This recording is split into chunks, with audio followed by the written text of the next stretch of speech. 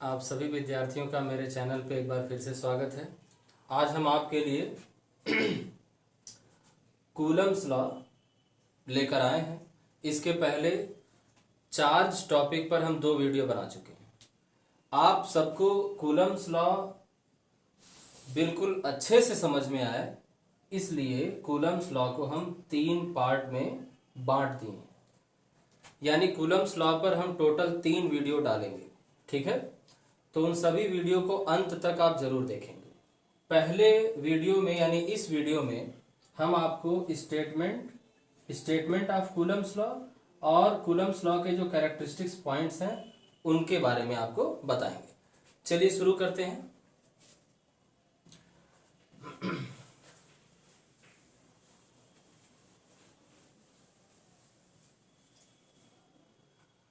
देखिए, कभी भी आपको कोई भी लॉ पढ़ना हो तो सबसे पहले ये नहीं कि आप अगर कोई लॉ ओपन करते हैं तो बस उसका स्टेटमेंट है और उसको रटना शुरू कर दें। ऐसा करने की ज़रूरत आपको बिल्कुल नहीं है।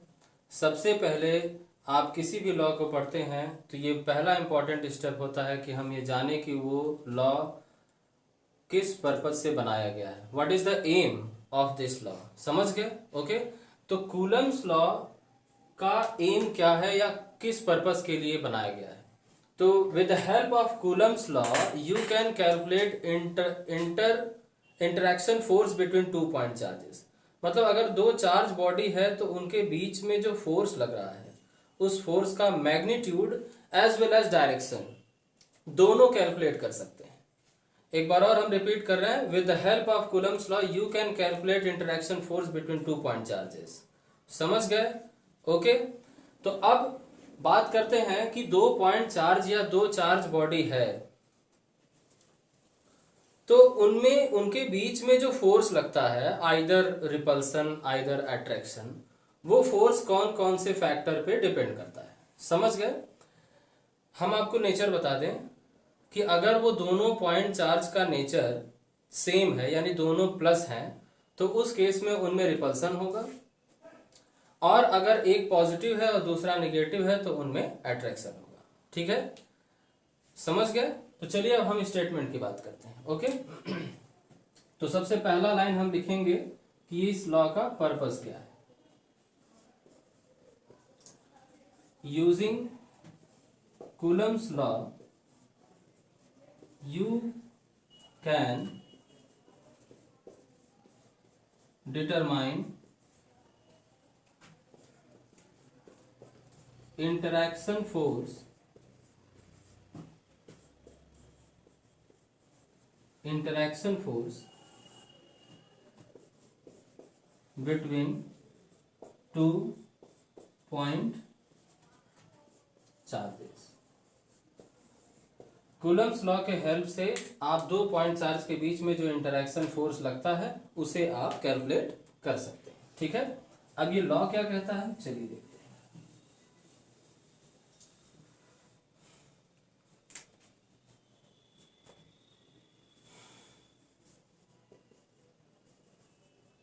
This law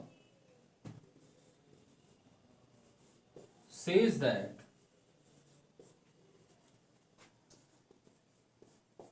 interaction force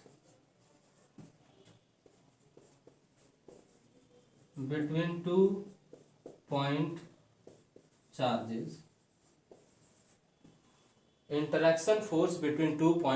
charges will be directly proportional to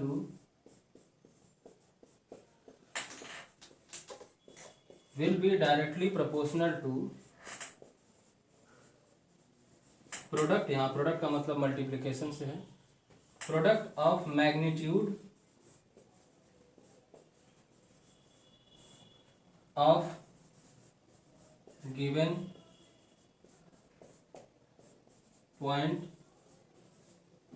charges and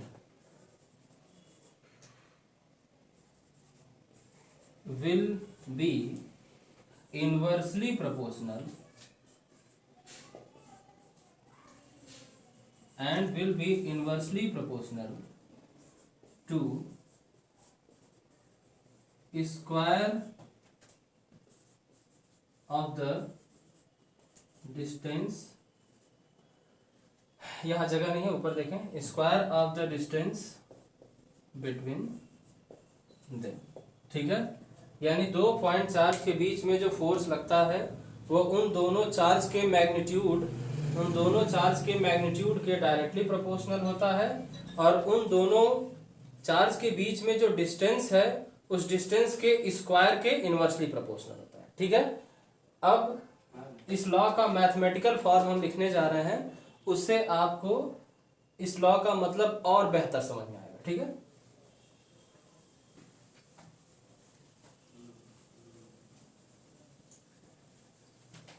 चलिए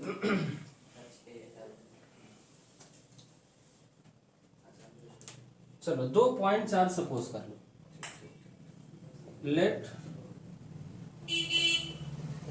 2 point charges Q1 and Q2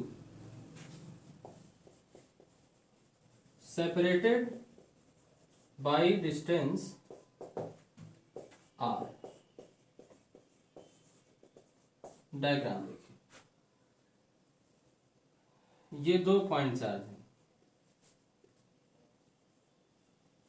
Q1 and Q2, और इनके बीच में डिस्टेंस क्या है, R।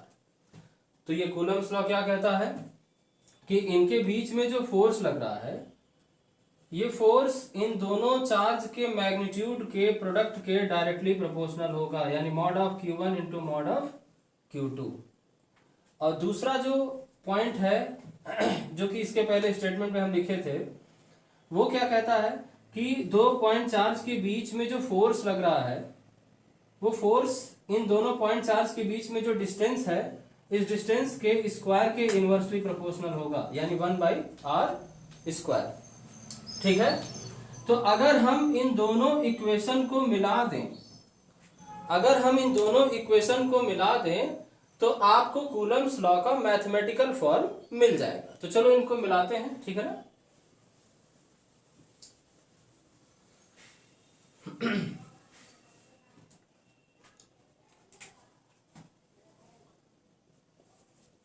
बाई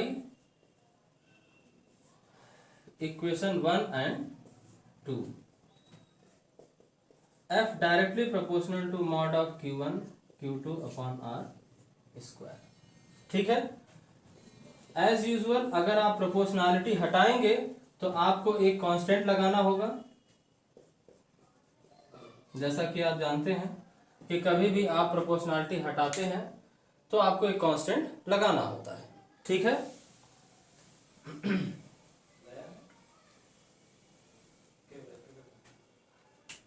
अगर if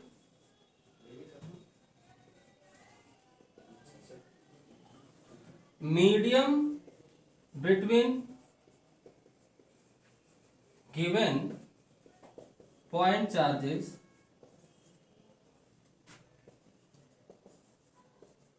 will be air or vacuum, तब यानी दोनों चार्ज के बीच का जो मीडियम है, अगर वो एयर है या फिर वैक्यूम है, तो उस केस में इस कांस्टेंट का जो वैल्यू है ये 9.0 इंटू 10⁹ न्यूटन मीटर स्क्वायर पर कूलम स्क्वायर होगा। और इस वैल्यू को हम लोग 1/4πε0 भी लिखते हैं। यहाँ पे जो ε0 आप देख रहे हैं, इसे हम लोग electrical permittivity of free space कहते हैं। ठीक है, और इसकी भी एक वैल्यू होती है, वो वैल्यू होती है 8.85 इंटू 10⁻⁻12, और जो इसका यूनिट होगा वो इस वाले यूनिट का जस्ट अपोजिट होगा। ठीक है, यानी coulomb square upon newton into metre square. ठीक है, तो ये था कूलम्स लॉ का स्टेटमेंट और उसका मैथमेटिकल फॉर्म। तो चलिए अब हम आपको कूलम्स लॉ के कुछ यूनिक पॉइंट्स बताते हैं, यानी कैरेक्टरिस्टिक बताते हैं। वो आपको न्यूमेरिकल लगाने में बहुत हेल्प करेगा। ठीक है ना।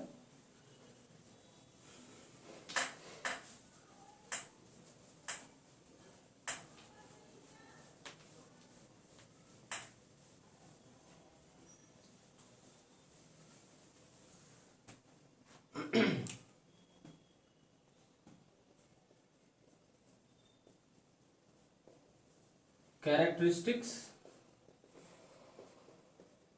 Point of Coulomb's law. पहला पॉइंट,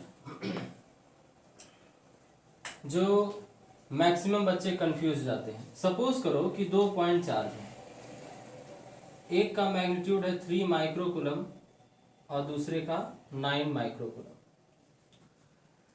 तो आपको क्या लगता है 3 माइक्रोकूलम चार्ज 9 माइक्रोकूलम पे ज्यादा फोर्स लगाएगा या 9 माइक्रोकूलम 3 माइक्रोकूलम पर ज्यादा फोर्स लगाएगा?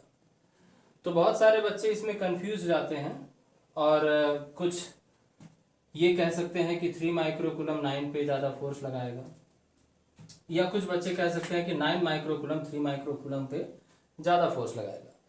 जबकि ऐसा कुछ भी नहीं है, दोनों ही चार्ज एक दूसरे पर इक्वल फोर्स लगाएंगे।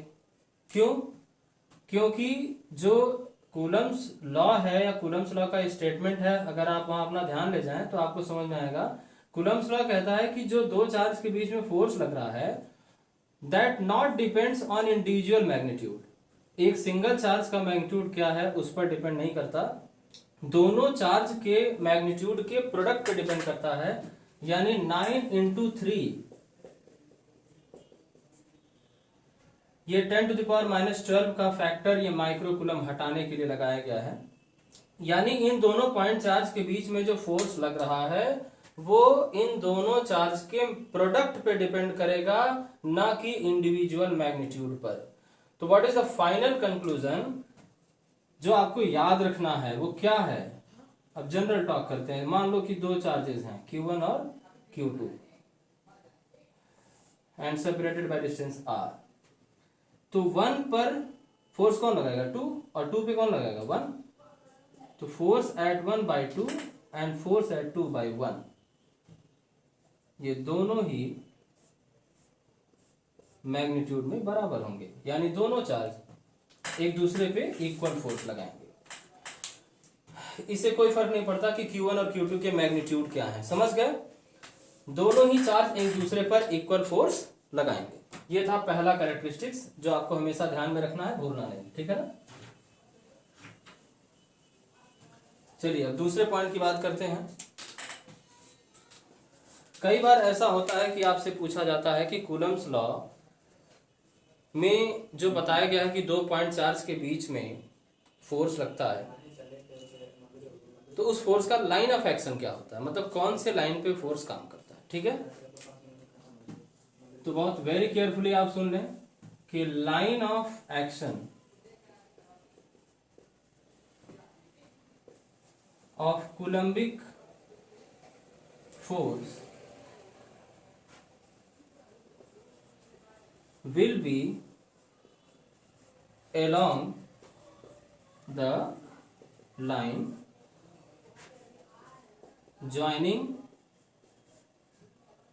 center of gravity of given to charged body। समझ गए? जो कूलम्स लॉ के अकॉर्डिंग 2 पॉइंट चार्ज के बीच में फोर्स लगता है, कूलम्स लॉ के अकॉर्डिंग 2 पॉइंट चार्ज के बीच में जो फोर्स लगता है, उस फोर्स का लाइन ऑफ एक्शन किसके अलॉन्ग होता है? जैसे मान लो ये दो चार्ज बॉडी है Q1 और Q2, इसका सेंटर ऑफ ग्रेविटी यहाँ सेंटर में होगा क्योंकि सर्कुलर ऑब्जेक्ट हम लिए हैं। इन दोनों सेंटर ऑफ ग्रेविटी को ज्वाइन करने वाला ये लाइन है ना, तो इसी लाइन पर कूलम्स लॉ के अकॉर्डिंग जो फोर्स इन पे लग रहा है उसका लाइन ऑफ एक्शन इसी लाइन पर होगा। सपोज करो कि अगर ये दोनों पॉजिटिव हैं तो 1 पे 2 चार्ज फोर्स लगाएगा तो किधर लगाएगा, एकदम इसी लाइन पे ऐसे अवे पुश करते हुए, ठीक है। और सेकेंड चार्ज जो है इस पे 1 फोर्स लगाएगा तो किधर लगाएगा, राइट साइड में ऐसे, ठीक। तो पहला पॉइंट क्या था आपका कि पहले कैरेक्टरिस्टिक में हम आपको क्या बताए हैं कि जो दो चार्ज होते हैं दोनों एक दूसरे पे इक्वल फोर्स लगाते हैं, does not matter that what is their individual magnitude. और सेकेंड पॉइंट में हम आपको बताए हैं कि जो कूलम्बिक फोर्स है उसका लाइन ऑफ एक्शन उन बॉडी के सेंटर ऑफ ग्रेविटी को ज्वाइन करने वाली जो लाइन है उसी पर होता है, ठीक है ना। और थर्ड एंड लास्ट पॉइंट जल्दी से देख लीजिए,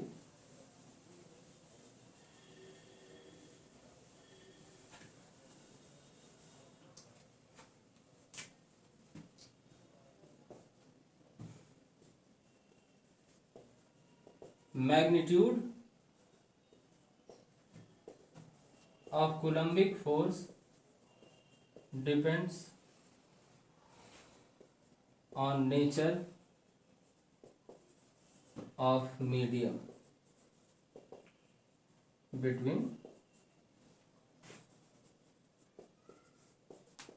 two given point charges। यानी जो कूलम्बिक फोर्स है वो चार्ज के बीच में मीडियम क्या है उस पर डिपेंड करता है ना।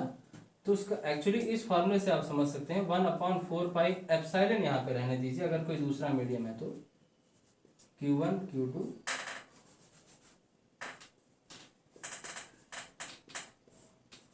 अपॉन R स्क्वायर, ठीक है। ये एप्सिलॉन की वैल्यू अलग अलग मीडियम के हिसाब से अलग अलग होती है जो कि क्वेश्चन में आपको दे दिया जाता है, ठीक है ना। तो आज के वीडियो में इतना ही। तो आज के वीडियो में आपको दो चीज बताए हैं, कूलम्ब्स लॉ का स्टेटमेंट, कूलम्ब्स लॉ क्या होता है और उसके कैरेक्टरिस्टिक पॉइंट, ठीक है ना। अगर ये वीडियो आपको अच्छा लगा हो तो आप इसे अपने दोस्तों में लाइक शेयर और सब्सक्राइब करें। बहुत बहुत धन्यवाद।